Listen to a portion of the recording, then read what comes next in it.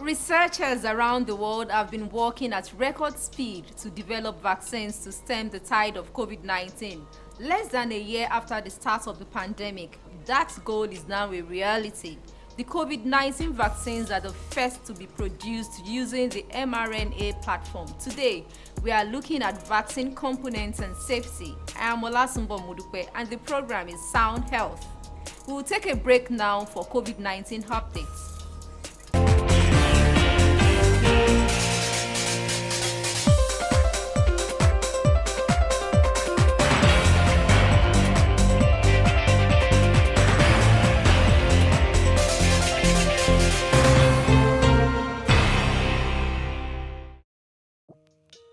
South Africa has announced it was putting a temporary hold on the rollout of the Oxford AstraZeneca vaccine after a study showed it was minimally effective at preventing mild to moderate disease caused by a variant first identified in the country.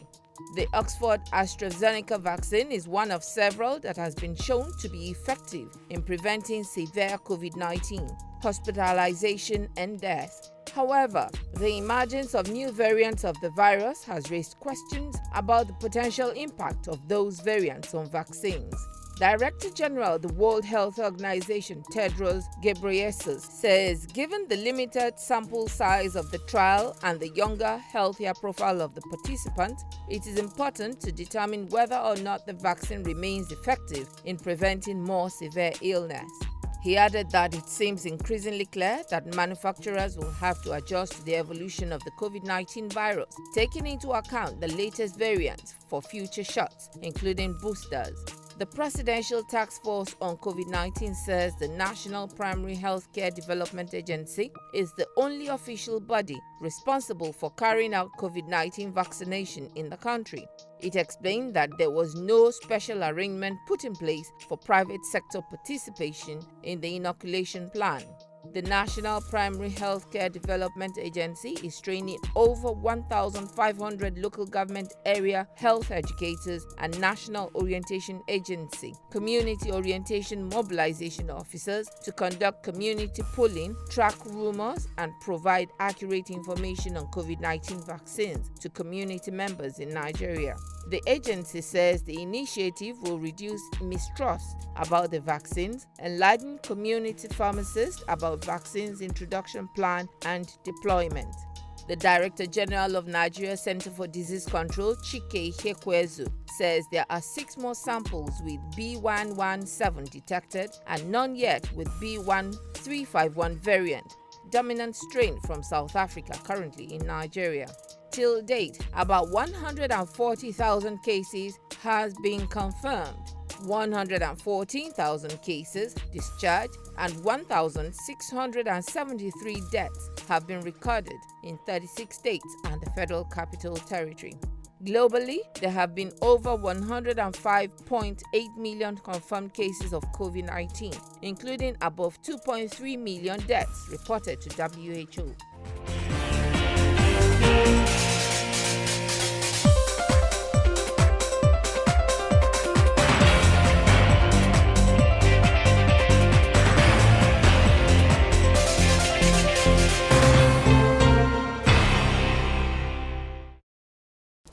My guest today is Dr. Lateef Sulaiman. He is the acting head Department of Biochemistry, Crescent University, Abeokuta, Ogun State. He is joining us via Skype from Abeokuta. Welcome to Sound Health, Dr. Sulaiman. Thank you, Madam Olasumbo. I'm happy to be here to be on this program. Okay. COVID-19 vaccines are the first to be produced using the mRNA platform. There are reports that the vaccines are highly effective, but they are also reactogenic, meaning that they are likely to cause a noticeable immune response. In clearer terms, what does this imply? Actually, first of all, we know that COVID-19 is a global challenge that it brings the essence of being a scientist to be the forefront in trying to mitigate the spread and the containment of the spread of COVID-19. And in this course, there are a lot of researches going on development of vaccine, but basically the one that have been authorized for use, for emergency use, is that of Moderna and Pfizer vaccine. And basically the principle behind this is just a mRNA form of vaccine. By trying to get a domain on the spike protein. The spike protein is the protein that the virus COVID-19 use to access the host cell by binding through this spike protein to the host receptor. So on this protein, there is a domain called receptor binding domain.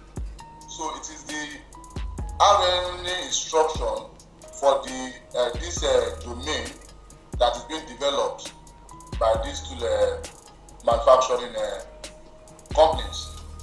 And in doing so, there is a way that this mRNA to get to the host cell such that this instruction is not disrupted. That is, giving the actual instruction to the host cell to make multiple copies of this spike protein such that the host cell will now develop what we call the neutralizing antibodies against the spike protein, such that when the individual is exposed to COVID-19 later, then the antigen from this spike protein that has been developed by the host cell will be able to fight the infection, and that will curtail the spread of COVID-19. All right, what side effects should I expect from COVID-19 vaccines? Actually, it's a good move, though there are challenges. And one of the major challenges is the development of variant COVID-19. As we observe from UK, South Africa, Brazil, even in Nigeria, there are cases of variant COVID-19. But the fact that there is development of vaccine will go a long way. And even if there is an emergence of variant COVID-19, that does not necessitate that the vaccine will not work. The efficiency might not be to the point that we need, but definitely it will work, and there will be an update of this vaccine development. In essence, when we are vaccinated, the propensity of spread of COVID-19 will be less. The person that is vaccinated will not be able to have the infection because the person must have been immune against the infection, and that will limit the spread to other persons.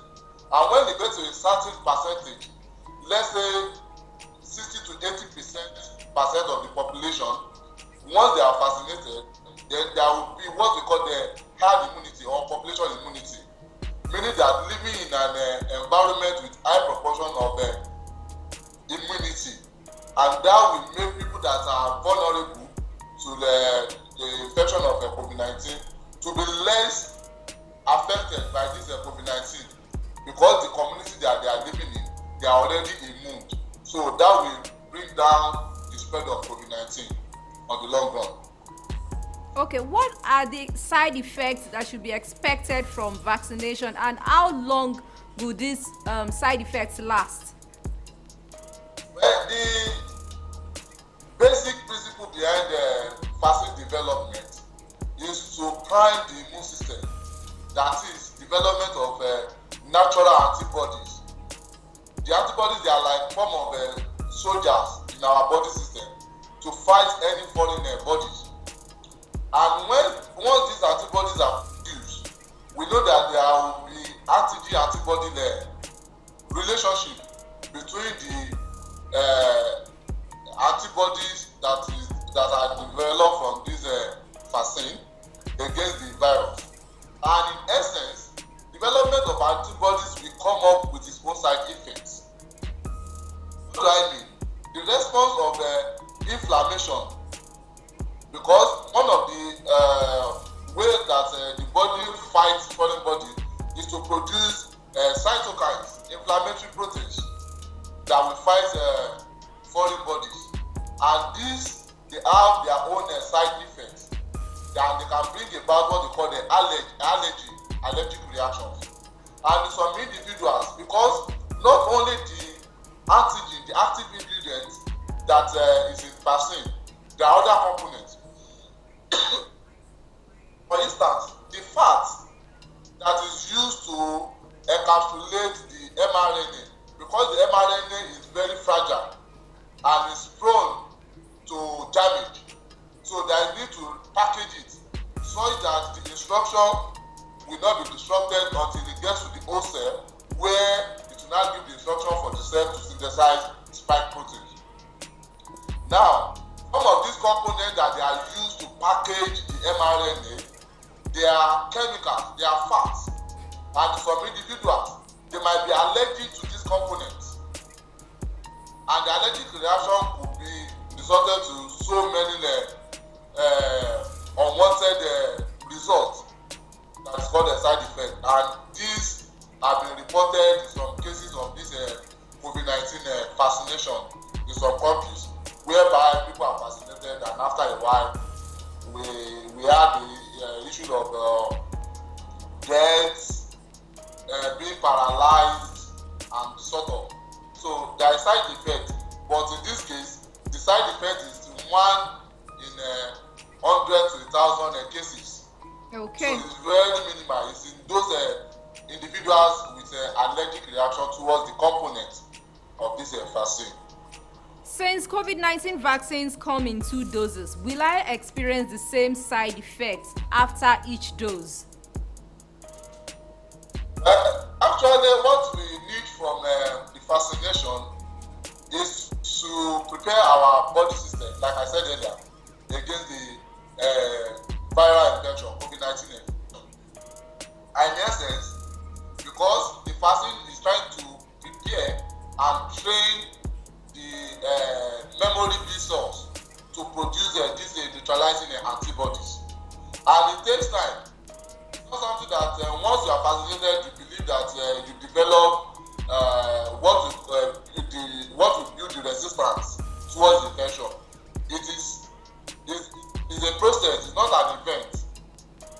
So, meaning that between the first and second child of vaccination, there must be development of these antibodies by these memory B cells.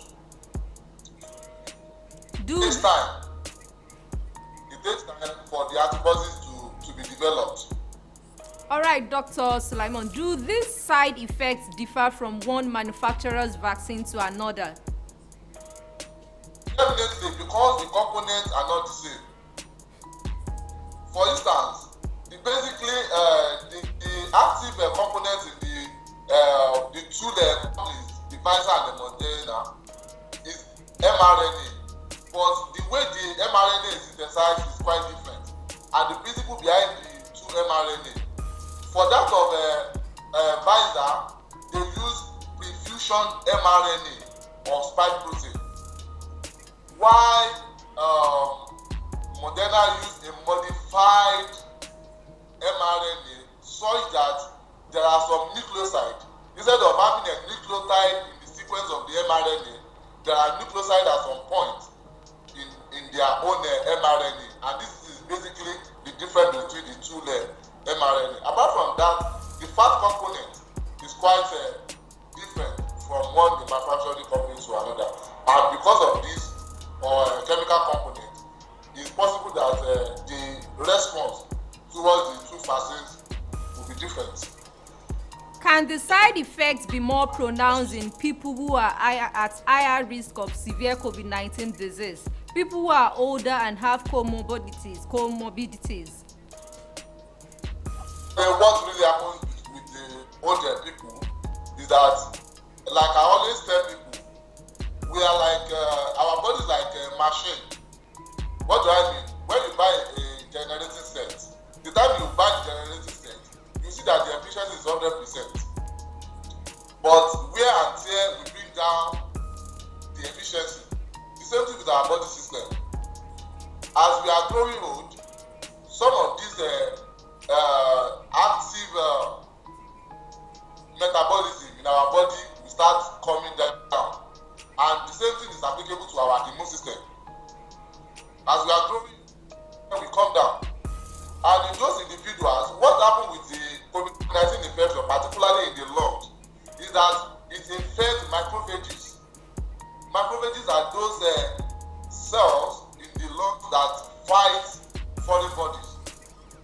And when they get to the macrophages, they infect macrophages. And macrophages are proliferative in nature. They divide easily. As they are dividing, they are multiplying the viral load in the lungs. And by so doing, the macrophages will bring about the production of pro-inflammatory cytokines, especially interleukin 6, cause the severity of inflammation there. And that is what brings about lung failure, old people not having sufficient immune system to respond to this infection. And another thing is that they have lining diseases from diabetes, hypertension, cardiovascular diseases that could potentiate the effect of this COVID-19 infection in them. I know some people will be excluded from vaccination. Some people like the pregnant women and children. Will children experience side effects from COVID-19 vaccines at the end of the day? The two vaccines that are in existence globally, they can only be vaccinated for 16 years and above. Okay. So children are excluded from it. Okay. Because even now, they are using it for emergency use. There is no license or approval from Food and Drug Authority, US, to give the approval. But what they do is to authorize them for emergency use. And that way, that excluded children that are not up to 16 years. Okay. Is it possible for me to contract COVID-19 between doses? Possible? Is it possible for me to contract COVID-19 between doses? Let's say I've had my first dose and I'm waiting for the booster dose. Is it possible? Can I contract COVID-19 virus? Definitely, it is possible. I said earlier that for the neutralizing antibodies to be produced takes time. If after vaccination and the memory B cells that are majorly produce neutralizing antibodies, if it is the time that they are trying to produce antibodies and the person contracted the COVID-19, the possibility is there that the person will develop an infection because the antibodies are not yet fully developed. How will I know whether what I'm experiencing are side effects or possible COVID-19 infection? Like I said, there are symptoms of COVID-19 which are well stated by World Health Organization. And sometimes some of these symptoms are almost the same as of allergic reactions. For instance, there was a case of a man that got infected, vaccine infection, and the person developed blindness, eye blindness. And in those individuals, could result to any form of these symptoms. Whichever way, the person will need to get medical attention, whether it is COVID-19 infection or the side effect from vaccine. It's at the hospital and laboratory, that's where they will now establish whether the person is suffering from the side effect of the vaccine or that of the COVID-19 infection. All right, there are misinformation about DNA altercation after vaccination. Are the components capable of complications? DNA complication? Yes, there are misinformation about DNA altercation after vaccination. How true is the fact?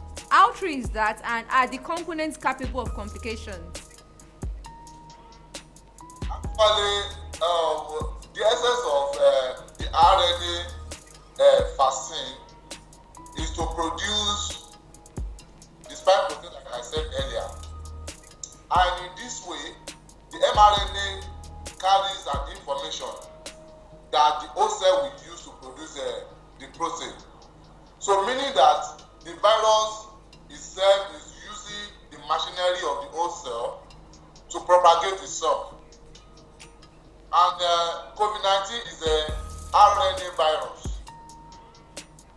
So what they do is that they incorporate their own genetic makeup to that of host cell. And nothing will come up from that than what we call mutation. In what's it called? Host cell trying to replicate or reproduce the virus, there is tendency for development of mutation of that virus. Maybe that is what the people misconcept with DNA complication. Because mutation will lead to a new variant, and this new variant could be more dangerous or less dangerous compared to the widespread COVID-19 that we all know. So the mutation could lead to it way, and that is what we have in flu. That's if somebody is infected with flu, the person will develop towards it. But the next coming one must have developed a mutation such that the antibodies of those individuals will not be able to resist it. So what they misconcept for DNA complication, I think it has to do with development of mutants of COVID-19, which effect will be more dangerous or less in those individuals. Dr. Sulaiman, thanks for obliging us and sharing your wealth of knowledge about components and safety of COVID-19 vaccines.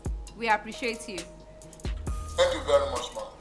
Okay, my guest has been Dr. Lateef Sulaiman. He is the acting head department of biochemistry, Crescent University, Abeokuta, Ogun State. Sound Health continues with trending health reports. Please stay tuned.